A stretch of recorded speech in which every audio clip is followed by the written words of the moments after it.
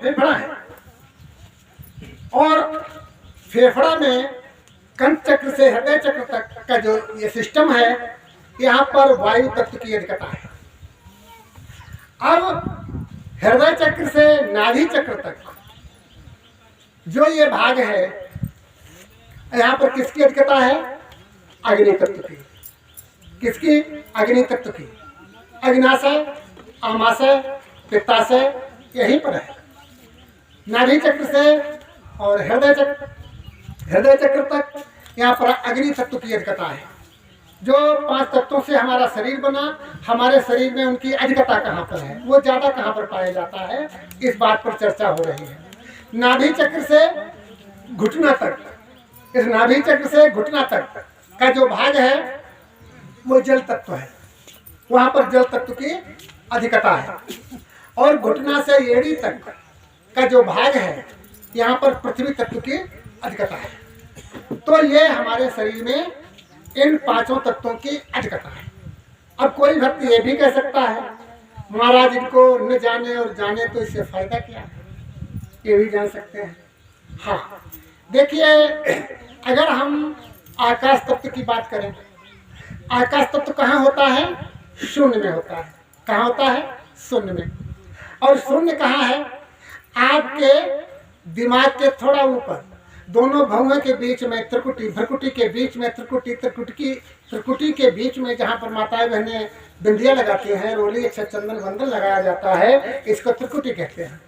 ठीक त्रिकुटी के पीछे पूरा शून्य है, जिसको भंवर गुफा कहते हैं।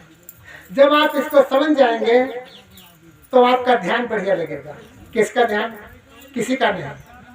एक काल्पनिक बात है ध्यान लगाना। किसी का ध्यान न लगाना ही ध्यान है।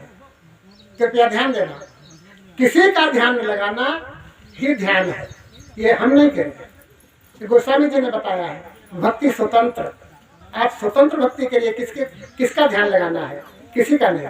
भक्ति स्वतंत्र, सकल सुख खानी, सभी सुखों की भक्ति खान है, लेकिन मिलेगी कब? बिन सत्संग न पावहि प्राण, बगैर सत्संग के आप नहीं पा सकते। तो बात कहाँ चल रही है? शून्य पर। जो भक्त है वो आसन कदम लगा करके वो शून्य शिखर पर चढ़ जाता है। कहाँ चढ़ता है? शून्य शिखर पर। अपना पूरा ध्यान संसार से अलग हटके एक जगह लगा देता है, आकाश तत्व में। वहां पर शून्य है, शून्य में जब पूरा ध्यान लगाता है। लेकिन यहाँ पर भी ध्यान देना, आप लोग शून्य को कोई हल्के में भी मत लेना। शून्य जो है ये बहुत गजब की चीज है। अभी शून्य पर रिसर्च चल रहे हैं कि आखिर शून्य क्या है। आपके अंदर 2 शून्य है। आपका पूरा शरीर 2 भागों में बटा है, 2 शून्य है। अगर नाक है तो ये भी 2 शून्य है, आंख है वो भी 2 शून्य है, कान है वो भी 2 शून्य है। सब आपका शरीर 2 शून्यों में बटा है। लेकिन एक शून्य जो है वो निगेटिव है, एक शून्य जो है वो पॉजिटिव है। अगर आप पॉजिटिव शून्य की तरफ बढ़े तो आप उस शून्य शिखर पर पहुंच जाएंगे। जो आकाश तत्व का जो ये हमारा सिर है, इसमें आप पहुंच जाएंगे। फिर आपको पूरा आनंद इस संसार का आएगा। लेकिन वहां नहीं पहुंच पाते।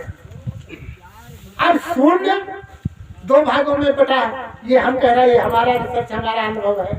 देखिए, बाएं तरफ का जो शून्य है उसकी कोई वैल्यू नहीं, क्योंकि वहां निगेटिवता है, पॉजिटिव वहां नहीं है।